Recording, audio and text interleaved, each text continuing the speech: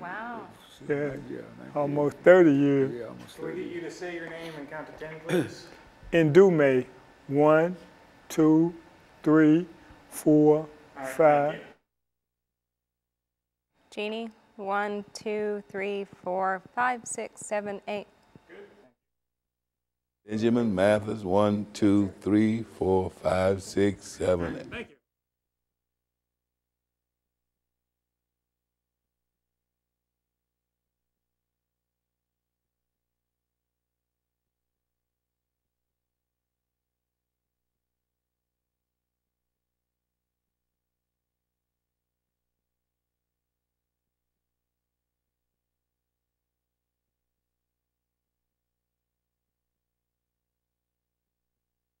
Bill.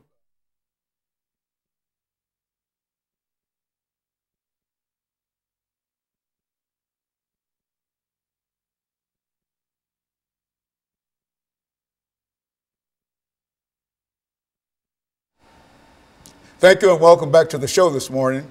The topic is issues of the Tennessee prison system, and we have been joined by Mr. BMathis and Mr. Indume. Ms. Alexander has been with us since the first segment of the show today. And let's pick up Mr. Mathis by having you to give us some information in reference to your situation. You talk about life after prison. Why don't you make a few statements in reference to your background and how you became involved with the prison system. And then Ms. Alexander will deal with some of the issues dealing with the prison system. And then Mr. Indume will close us out for the day by giving us additional information. Well, okay, Dr. Hayner, thank you. Thank you for having me. Yes, I was incarcerated for quite some time, for 22 years, to be, as a matter of fact. But it wasn't no bed of roses while you were in the penitentiary, because I lost a lot of family members while I was in, and I lost my children, not to death in that effect, but my children were quite young when I was incarcerated.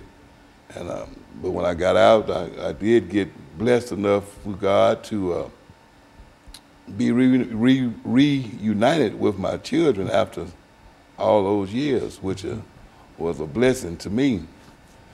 And you know, life after prison has been real good to me. God's been good. He's been blessed me to be with my family again, and I got my own place. You know, it's just certain things. And to me, it's left up to the individual. You know, if you want to do good, once you get out, you can do good. But if you want to take that bad trail again, that's on you. But as far as me, I keep myself around positive people all the time. Like Pastor Kevin Walker's one of them, and other ministers that I associate with quite a bit. And I'm just thankful to be around those kind of people, because it helps me. It helps me, and it helps me a lot to get where I am today. And I also do a lot of work inside the schools. I belong to an organization called the Dirty Dozen, and we go into the schools and talk to students and try to steer them. We give them insight on some of the things that we did to get us where we were. And we try to, you know, instill in them that we don't want y'all to follow in our footsteps and do the things that we done. And we do pretty good. We do pretty good with that. And if we can save 1 or 2 children from being incarcerated, that's a blessing to us.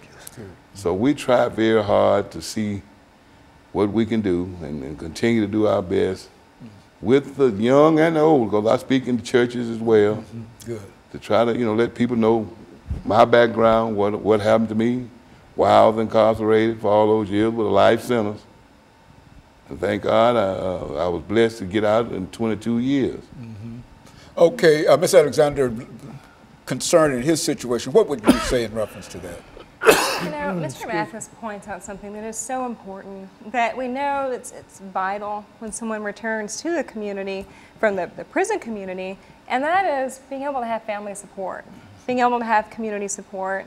So here's a man who had a life sentence, who spent decades in the prison, and was able to come out of that and become an important part of his community. I mean, he has wisdom to offer, he has guidance to give, and that is so incredibly important. It's so crucial that people are able to maintain contact with their families, to come back into the community. And it just makes me think about the fact, again, that there is a particular dialogue happening in this country, discussion about an awakening, about ending mass incarceration.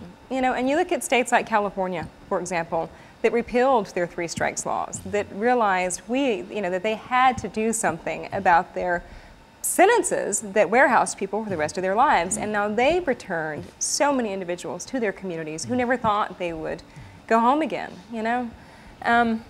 We think about the prison system. We were talking about in the first segment. We were talking about the violence in the prisons. And something that I think is so important for your viewers to understand, there are reasons for the violence. And that reason is not because the prisons are just full of wild animals and monsters who can't control themselves.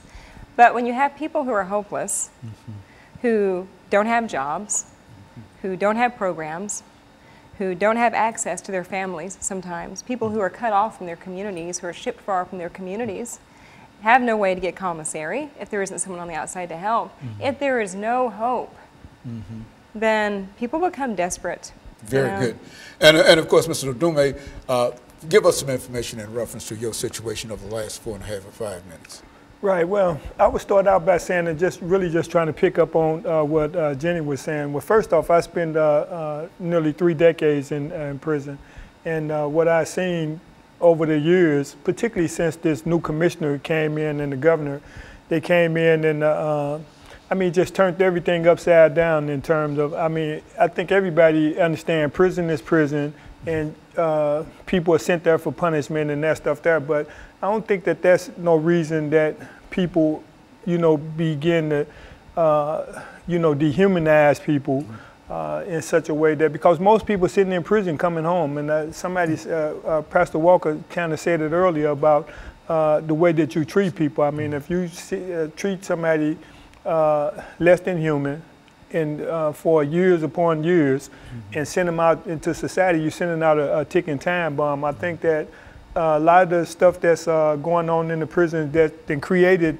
this violence, not only among other inmates, but also too against staff, is that some of these asinine policies that the commissioner came in with that don't have no penological value whatsoever in terms of trying to have people, give people space to correct themselves. It's like Ben said, certainly we have personal choice in that stuff there, but the reality is that I think that we also too have to realize and understand that we're dealing with a system, industry first off, and I want to say this to the people that's out there watching, particularly the ones sitting in prison. Prison is an industry, and billions of dollars are involved, and based on that, somebody going to jail. Bottom line, we know somebody going to jail because there's too much money involved, too many people sitting, feeding off of this misery that's created in some people's lives. I mean, the people that, when you look at crime rate, particularly drug stuff, that sent got a lot of people sitting in prison, nonviolent people sitting in prison. When you think about some of these drug laws and stuff that sent them there, you could go to any suburban community and find that it's happening much more, but the reality is that the people are being arrested and put in prison certainly ain't no worse than the people that's committing these other crimes that's not going to prison. But the reality is somebody going, and I think that I'm happy to see that there has been a lot of attention being paid to the conditions and stuff that's actually going on in prison now, because I think I left in 2012, which I was under this regime for about 2 years, and like I said, the things that they was actually doing don't have no value whatsoever in terms of a person coming out and trying to be a productive person and being a contributing member to society. Ms. Alexander, close us out today. I just think people have to be aware, and people are becoming aware. But listen, listen to what the people behind the walls are saying. Right. Listen to what the employees are saying. Listen to what the prisoners are saying. Listen to what the families of prisoners are saying. This has value. It has meaning. And finally, we're having some light shown in an area which by its very nature is secret and it's closed off. You know, an institution, a prison can keep anyone or any program or any volunteer or any educational opportunity out, and all it has to say is for the security of the institution. What it really means is for the security of maintaining its secrets. And it's time for those secrets to end. And it's time for the public to understand what it's paying for and the product that it can expect from that. It's time to end this. It's real quick. Can I pick up on this point what she's saying about when you 28 talk seconds. When